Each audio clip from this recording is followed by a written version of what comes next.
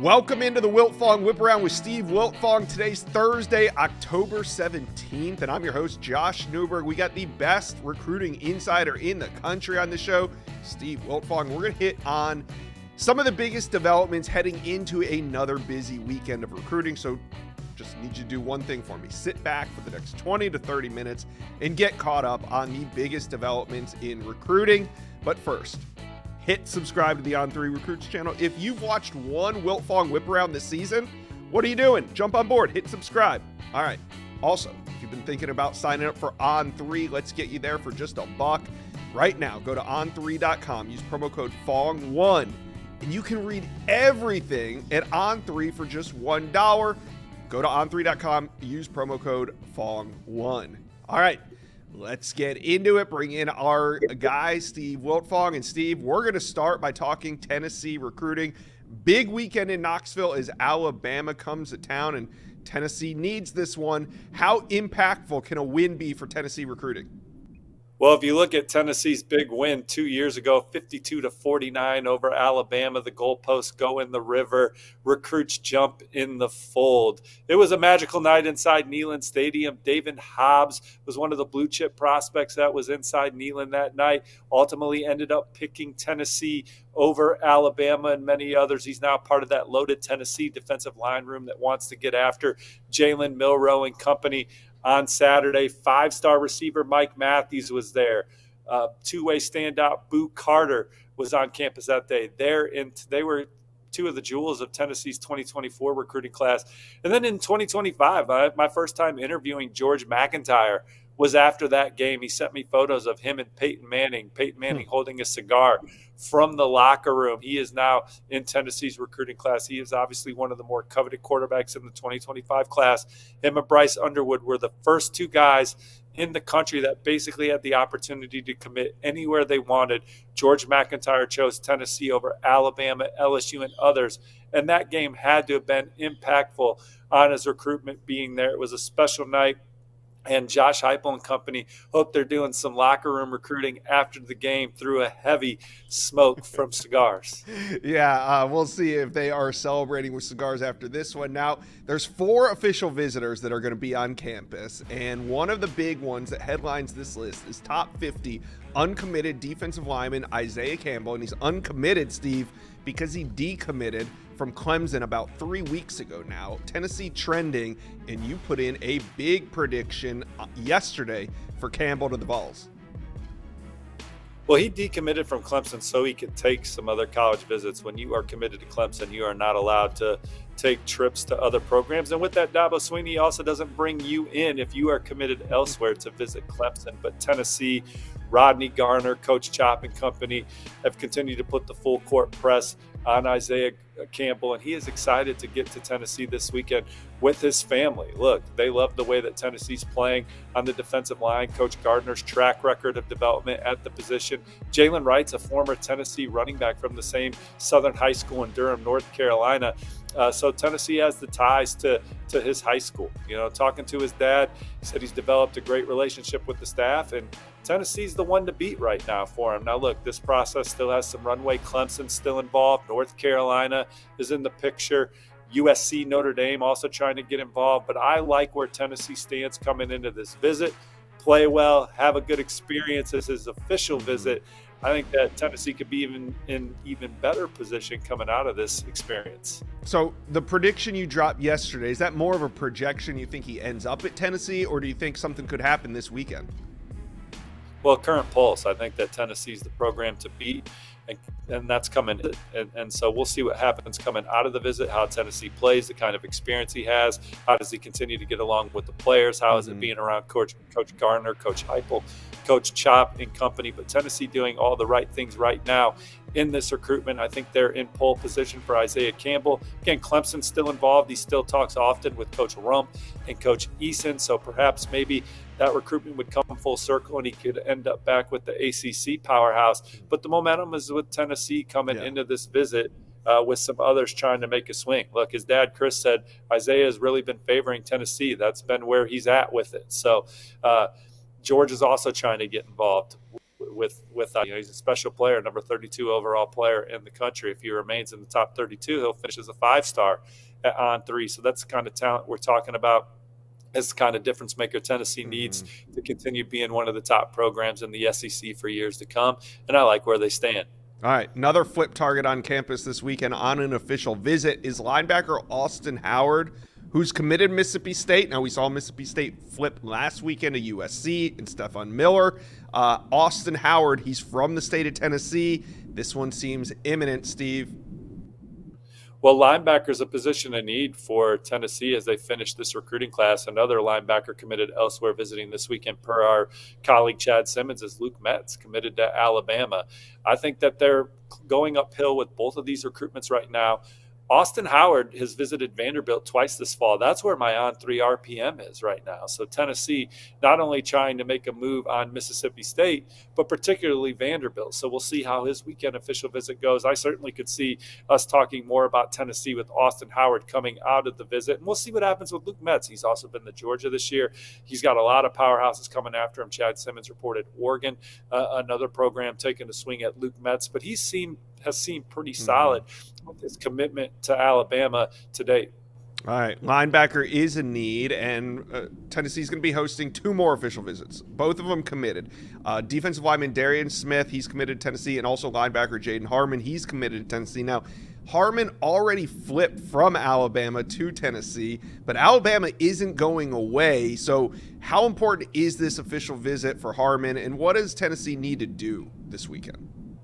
Well, Harmon was at Alabama earlier this fall, and after the visit, he told me point blank he could flip back to Alabama as this process continues. So Tennessee getting him back on campus, looking to remind him why he's in the fold for the Vols, the big need that they have. And this is a special second-level defender, Josh. He can really run, play in space, do all the things that you want an athletic linebacker to be able to do for your football program. And you don't want to play against him if you're Tennessee on the next level. So getting him back this weekend, getting him around all the commits that are going to be back from George McIntyre to David Sanders Jr. and company, and getting them to continue to feel at home is going to be big. All right. 2026 prospects on campus. Like you said in the intro, a win goes a long way in laying the groundwork for the future. So who are you watching from the 2026 class and beyond that's going to be in Knoxville this weekend?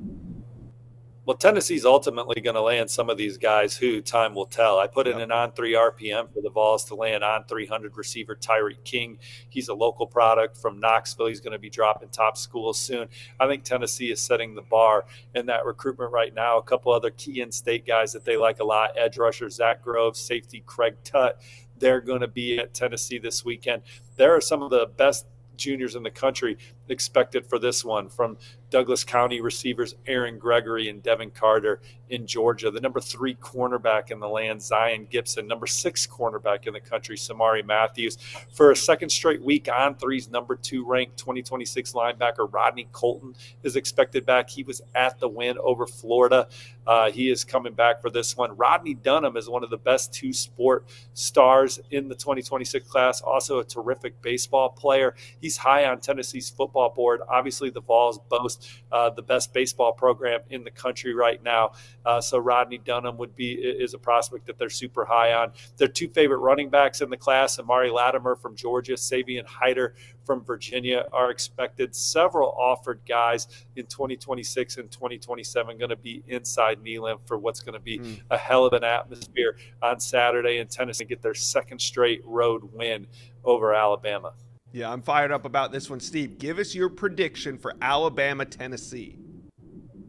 I got the Vols. I think the Vols haven't played the way that they've wanted to play the last 2 Saturdays. I think they put it all together again on Saturday afternoon inside Neyland Stadium. I think Tennessee gets the win, and then I think ultimately that's going to lead to a lot of recruiting wins for Josh Heupel and company. Who do you got, Josh? It would be massive for them to get the win. Now, I'm taking Alabama on the road. I think they're a little bit more battle-tested. I want to see a little bit more from Nico. Not saying Nico can't do it. I just haven't seen it yet in a big game, so I like Alabama by a field goal. All right, you guys, comment section below. Tennessee fans, how are we feeling? What's the final score? Give us your predictions. All right, we're moving on. We are talking Texas recruiting. Now, we're going down to Austin, where Texas and UGA face off, 1-5 matchup, a big one, and there's going to be dozens of top recruits on campus from the 25, 26, 27 class. Steve, let's start off with some of the 5-star visitors that are going to be on campus this weekend in the 2025 class. None other than starting with Justice Terry, because the defensive lineman from Georgia is going to be making his official visit to Texas. And the Longhorns, I think they got some work to do in this recruitment. What do you think? There's no question. Sometimes every cycle we see prospects that go out there and just take their trips and enjoy the experience that they earn through their hard work. But look, this is an opportunity for Texas to make a statement against the program that we favor for Justice Terry in the Georgia Bulldogs. They're the heavy favorite for the in-state product out of Manchester High School. He's been committed to Georgia before.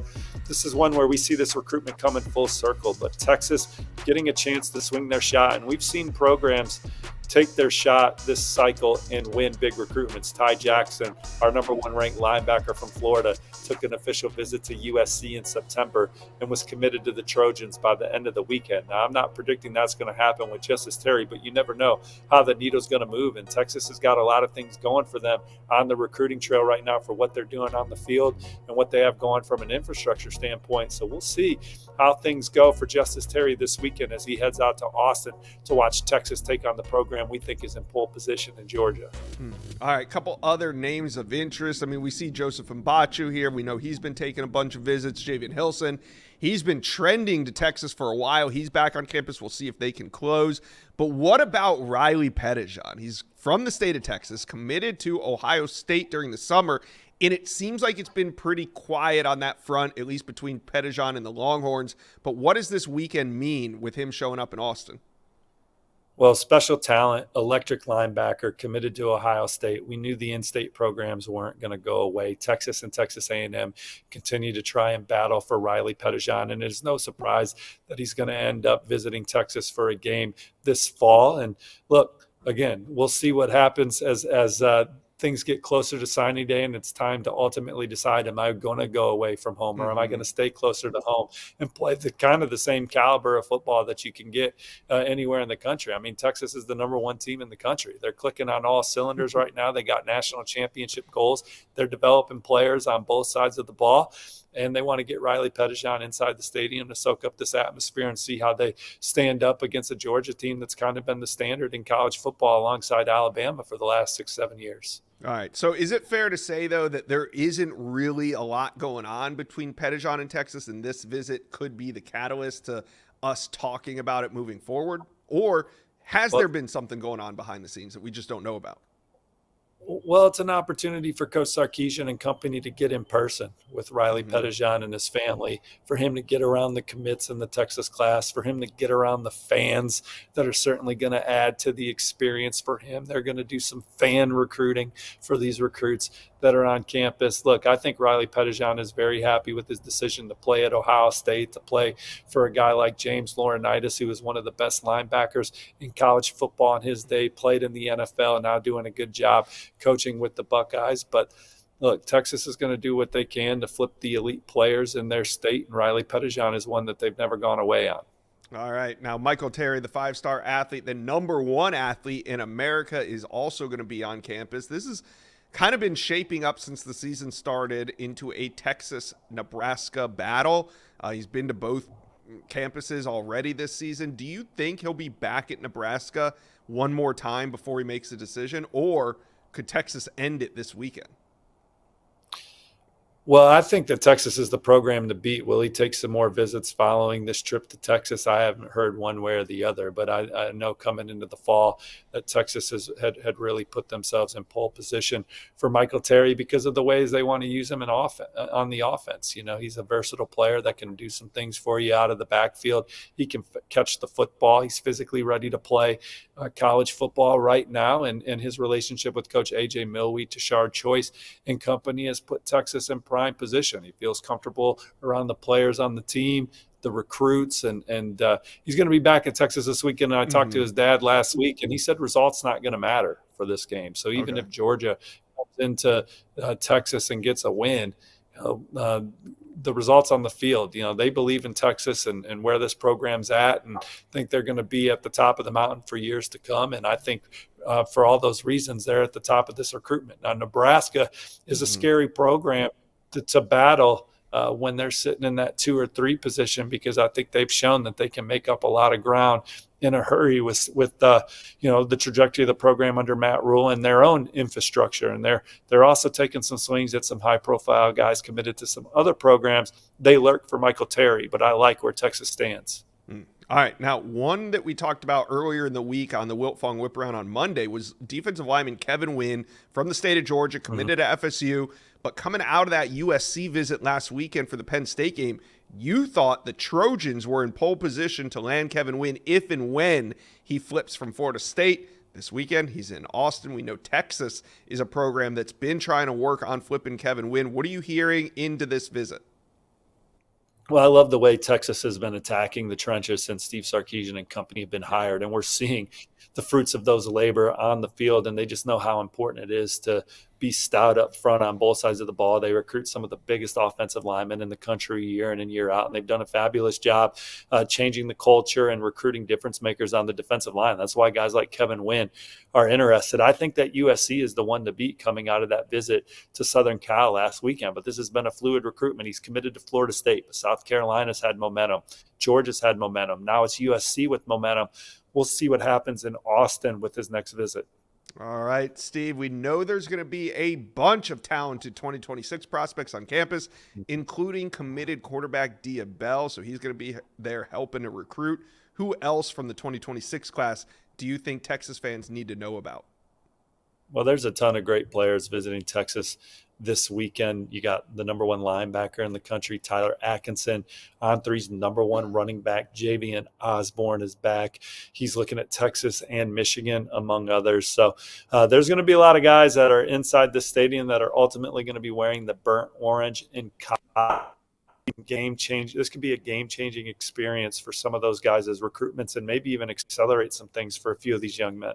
Yeah, absolutely. All right, Steve, give me your prediction. Texas, Georgia, Saturday night in Austin. Who you got?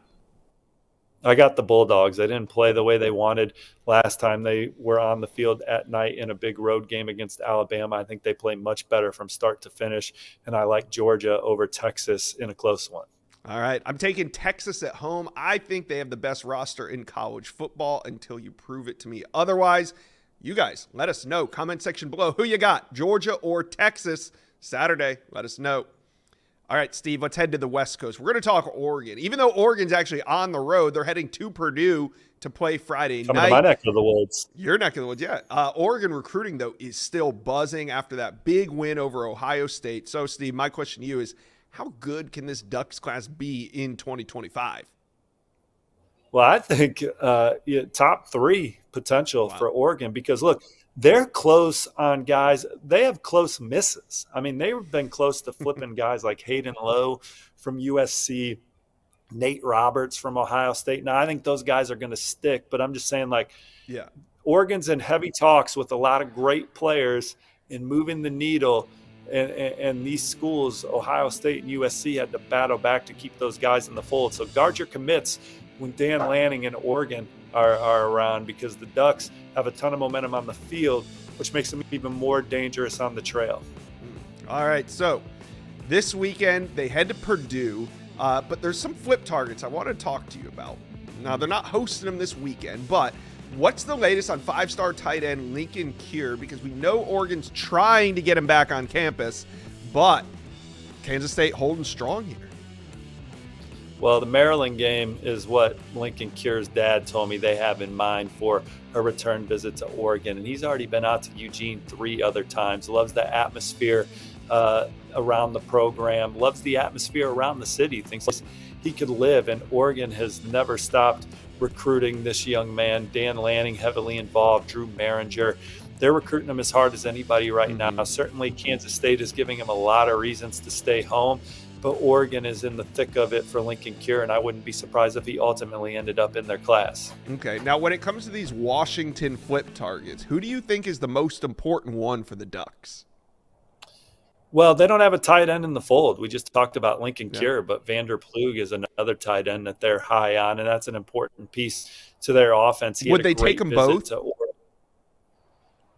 I don't know. It's tough to say because they're recruiting a lot of guys here at the end of the cycle, but they like them both right now. And Vander Plug, I'm expecting to come back for an official visit later in the process. He enjoyed the atmosphere at Autzen on Saturday night and loved the way that Oregon utilizes their tight end. Zach Stokowski is an offensive lineman committed to the Huskies that grew up an Oregon fan, been to countless Oregon games, was at the game on Saturday. His sister goes to school in Eugene, just ties to the school, probably always envisioned himself playing for Oregon, but Oregon didn't offer until this year. So it's up to Dan Lanning and company to say, look, dude, it doesn't matter when you get the ticket for the ride if this is the ride you really want to go on. Mm-hmm. And Oregon has a huge need on the offensive line.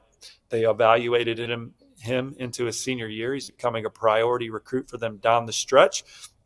Are they going to be able to win out for him? I think they have to continue building a relationship with him and continue to prove to him how important he is, because had Oregon offered earlier, he'd be a Duck right now. Yeah. So they're trying to rally and add a guy at one of their biggest positions of need. They're going to lose 5 or 6 of their top offensive linemen following the season, and they need some guys that can come in and play early and create depth and push that room, and Zach certainly checks those boxes. Okay, last Oregon topic, and it's a big one. We got to talk Naeem Offord. Now that the dust is kind of settled on his visit over the weekend for that Ohio State game, how are you feeling about Offord? Realistically, what are the Ducks' chances to flip him? This one's going to go down to the wire. He's committed to Ohio State. He's going to be back in Columbus next weekend for Ohio State's home game against Nebraska. The Buckeyes are also going to try and get him back for the Michigan game. He's been to Auburn a few times this year for games and practices. Colorado's in there swinging per our Phillip Dukes. So maybe he visits Colorado. He's a two-way recruit for the Buffaloes in this cycle.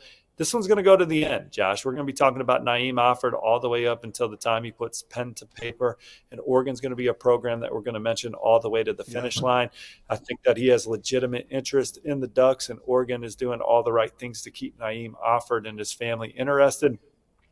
So we'll be talking about Naeem Offord for the next 2 months.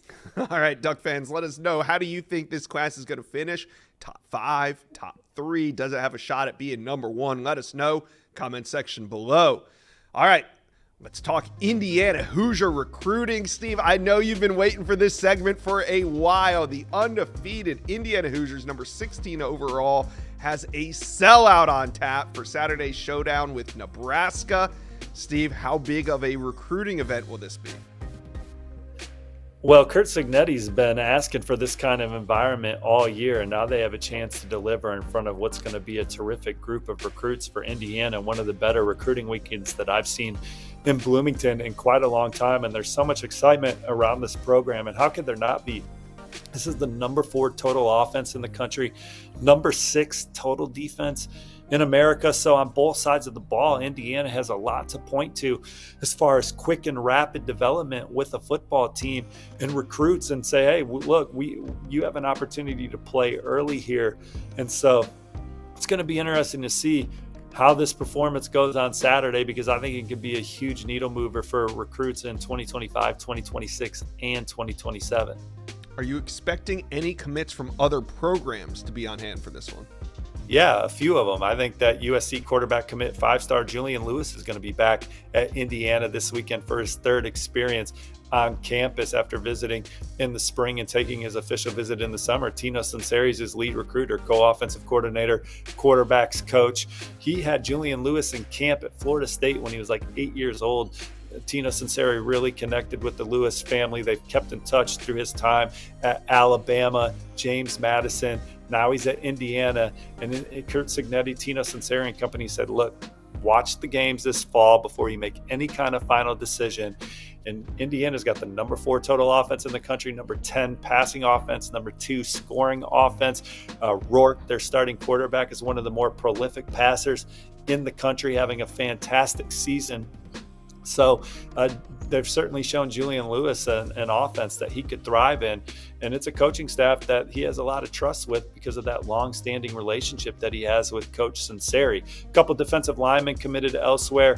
Tyrone Burris is an Indianapolis Warren Central product committed to Louisville. He told me he will be at Indiana on Saturday, which I think is significant because Louisville's hosting Miami. And so for him to come to IU for that big game instead of going down to Louisville, it means something to me. Pat Kuntz is the lead recruiter for Indiana. He does a fabulous job in the Indianapolis area. He has never relented on Tyrone Burris as they try and get the spatula out and flip the coveted defensive end.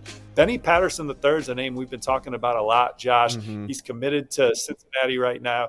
He was at USC last weekend for an official visit. LSU, Michigan, a couple other programs that have offered this fall.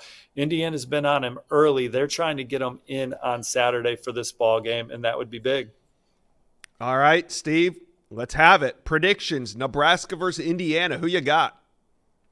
I got Indiana. I think they got too much firepower for Nebraska right now. Now, the Huskers defense, it'll be a big test for them the way Tony White's got them playing on that side of the ball in Lincoln. But I just think that Indiana's, the way that they've been playing on both sides of the ball, I give them the edge. And they're going to have a lot of their commits back on campus, guys that programs are trying to flip. You got Vanderbilt, Illinois trying to flip four-star receiver Davian Chandler. You got edge rusher Tristan Abram from St. Louis that Michigan's been trying to flip. I think Indiana gets it done in front of those guys, several offered guys in 2026, and then again, those flip candidates that we mentioned at the top of the block. Yeah, I'm with you. I got Indiana. I think it's going to be exciting to see Dylan Raiola on the road in a big game, but in the end, I think Indiana remains undefeated. You guys let us know, comment section below. How do you guys think this one will end, Nebraska or Indiana?